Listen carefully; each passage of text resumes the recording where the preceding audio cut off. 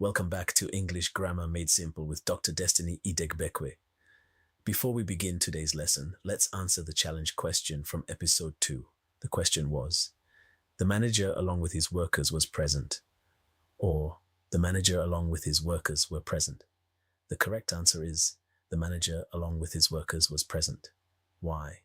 Because when subjects are joined by expressions such as along with, together with, as well as, and including, the verb agrees with the first subject. Since the manager is singular, we use the singular verb was. Congratulations, if you got it right.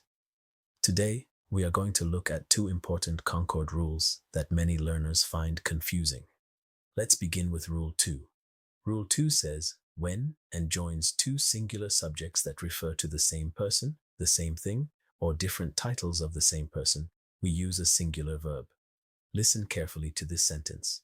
The Emir and Conqueror of the enemy territories arrives next week.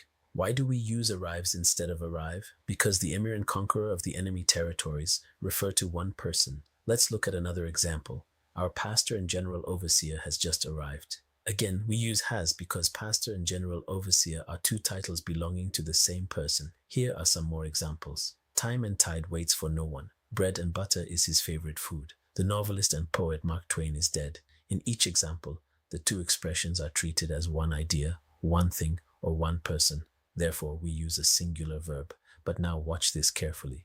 The principal and English teacher is kind. This means one person is both the principal and the English teacher. However, the principal and the English teacher are kind. Now we have two different people because the article appears before both nouns. As a result, we use the plural verb are. So remember this. When and joins two titles of the same person, use a singular verb. When the nouns refer to different people or things, use a plural verb. Now let's move on to Rule 3. Rule 3 is called the rule of proximity. Proximity simply means nearness or closeness. This rule applies when subjects are joined by expressions such as either, or, and neither, nor. In this situation, the verb agrees with the subject closest to it. Let's look at an example. Neither the man nor the boy is here.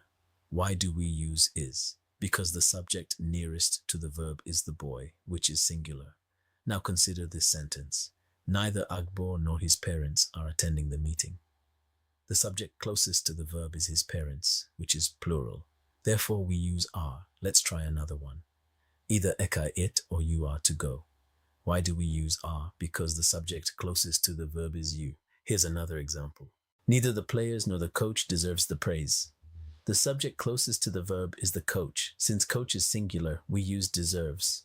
Many students find these sentences difficult. Here is a simple trick. Ignore everything before the subject nearest to the verb. For example, either ekayet or you are to go. Focus on you are to go. The answer becomes easy. Another example. Neither my friends nor I am at the party. Focus on I am at the party. Again, the answer becomes clear. One more. Either the girls or the boy knows my name. Focus on the boy knows my name. The correct verb is easy to identify. Let's quickly recap today's lesson. Rule 2. When and joins two titles of the same person or refers to one thing, use a singular verb. Rule 3.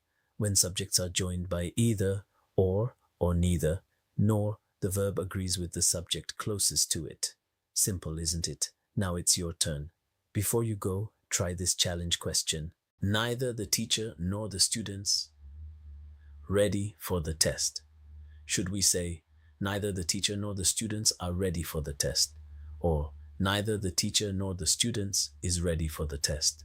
Write your answer in the comments. I'll reveal the answer in our next episode. I am Dr. Destiny Idegbekwe, and this is English Grammar Made Simple. See you in episode 4.